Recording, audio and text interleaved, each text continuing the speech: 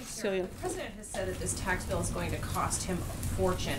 It's actually not the case. How does he figure this is going to cost him a lot of money? Look, we expect that it likely will, certainly on the personal side, could cost the president a lot of money. Again, the president's focus hasn't necessarily been at all on himself, but it's been on those four principles that we laid out. Number one, and priority number one, being that it helps the American middle class.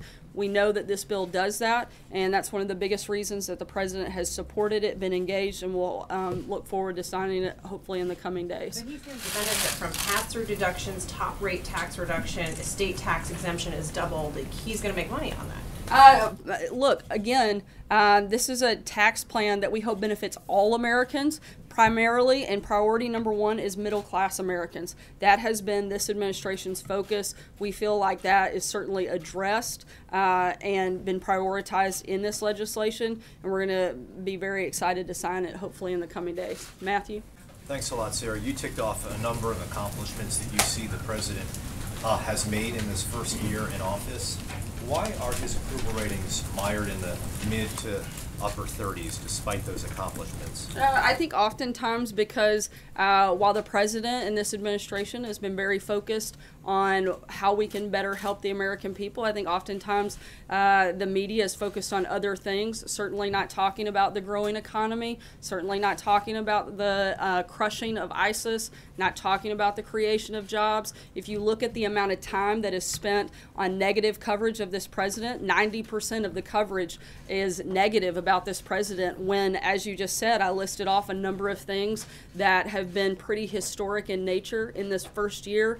And if people were focused a lot more on those things in the media, I think that his numbers would be a lot higher. We anticipate that they're going to go up as more and more of these things continue to happen, and particularly as more and more people start to feel the impact of the booming economy, the tax cuts that will take place later tonight and go into effect in the first part of February. I think those are all things that are going to help boom our numbers. Taxes, but because of the top you mentioned, forgotten men and women, I wanted to ask about Puerto Rico. It's been more than 3 months since the hurricane hit.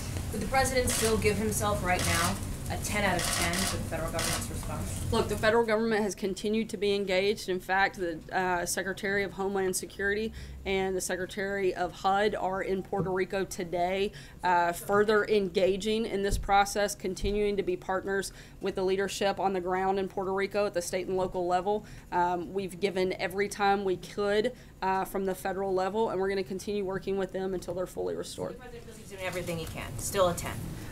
We still firmly believe, and I believe you can refer back to the comments that the governor has made previously, that every time they've asked, the federal government has delivered. We want to continue to be partners with them with this and make sure that we rebuild, and that's what we're doing, and that's why the president has sent 2 members of his cabinet directly to deal with that and be on the ground in Puerto Rico to further assess and see what other necessary actions we have that we can take. This situation, Sarah, you're getting a lot of questions about what will benefit the president, what won't benefit the president. I get that he doesn't want to release his taxes.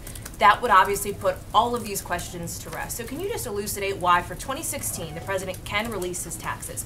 Why won't he do that and put all of these questions away, back up what you're saying, prove that what you're saying is correct? That's the way to do it. As we've said many times before, the president's taxes are still under audit. And until that is completed, then we wouldn't move forward on putting his taxes out. I guess I'm asking the why part of it, Sarah, and I don't mean to belabor it, but I understand that the president wants to wait until after the audit. I don't think I'm it's asking that complicated. Why. As long as they're under audit, he's not going to release his taxes. His taxes are under audit, so he's not going to release those taxes. John. These questions direct, he doesn't worry about that? I think we've addressed this a number of times. I'm not sure why answering it another time will make the answer any different. John? Sarah, the new national security strategy specifically calls out Russia for using subversive tactics to interfere with the affairs of other countries.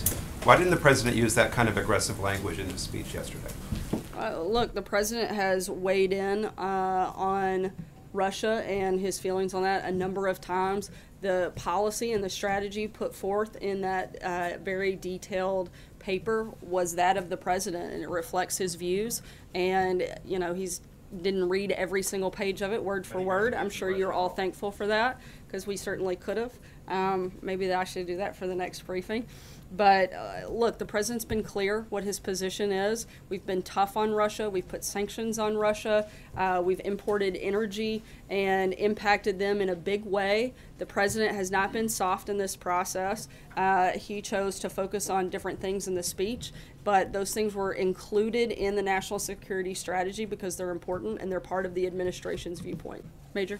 To follow up on a couple of questions, were you saying that this particular judicial nominee who's withdrawn after this viral video of his inept performance at the confirmation hearing didn't properly go through your preparation and vetting process? No, I didn't say that. I said that we have been focused on pushing forward good candidates. We've put forward over 60 nominees. We've had 3 individuals that have had to withdraw. That individual was one of them. And we are focused on making sure we fill that position with somebody that would... Based on your process, you thought he was prepared? We, again, are looking always for the best and brightest, and when we felt like that wasn't necessarily the right person for that position, he has withdrawn his nomination. We haven't continued to go forward. That is pretty standard in most administrations. In fact, every administration prior to us has had to withdraw nominees. We've had to withdraw 3 out of 60. Look, I think a lot of people are focused on just those 3 and not at the overwhelming number. The president has had his nominees confirmed at a historic pace on that effort, and many of them with bipartisan support, including the 12 members of the Circuit Court and the Supreme Court Justice. It's a serious question. You don't disagree with what she said about the personal benefits that will accrue to the president based on provisions in the tax cut bill? I said that we expect... They will benefit him personally. Look, I said that in some ways, particularly on the personal side, the president will likely take a big hit. But on the business side, he could benefit. But the biggest focus for this White House has been to make sure all Americans are better off today after this tax package passes than they were beforehand. We really focused on invigorating the middle class and making sure they got more of their hard-earned money, and we think that that'll happen in this package. No. Sarah, you said the focus is on the middle class. Why was one of the last provisions put in lowering the top bracket, and did the president support that, and why did he, if he did not support it, why did he not insist that that not be added at the end? Look, some of the back and forth, we respected the process. A lot of that took place in the House and Senate. We've been engaged in that process, but we laid out what our 4 priorities were. We wanted to make sure those happened. That was our focus in the process, and we felt like those priorities were met. Does that help the middle class to lower the rate for the bracket for the top individual earners? Some economists think that it does, and I'd be happy to refer you to some of them that it would give you a very deep dive and get into a very wonky conversation on it. A lot of people think that that does impact and can help the middle class, and be happy to set you up with those folks later. Peter? Sarah, what do you say to the millions of Americans who could and likely will end up paying more because the individual mandate is repealed in this tax plan?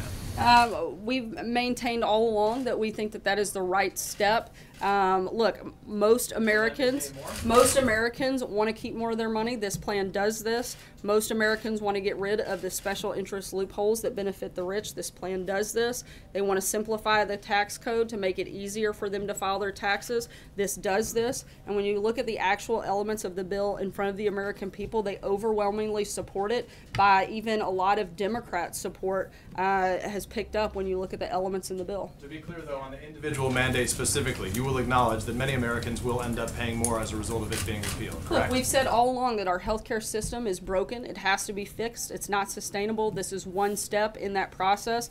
We're going to continue moving forward and looking at the best ways to improve our healthcare system, and we anticipate that being a big part of our focus next year. To be clear, so for the time being, they'll have to swallow paying more until that resolution comes. I don't think that's necessarily the case, and we, again, are committed to fixing the system as a whole and not just looking at one element of it, and this is certainly a big step in the right direction and something that has to happen because the system that we're in right now is simply unsustainable.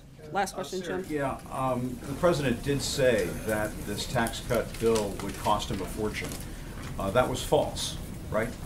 No, because on the personal side, this actually could impact the president in a large way.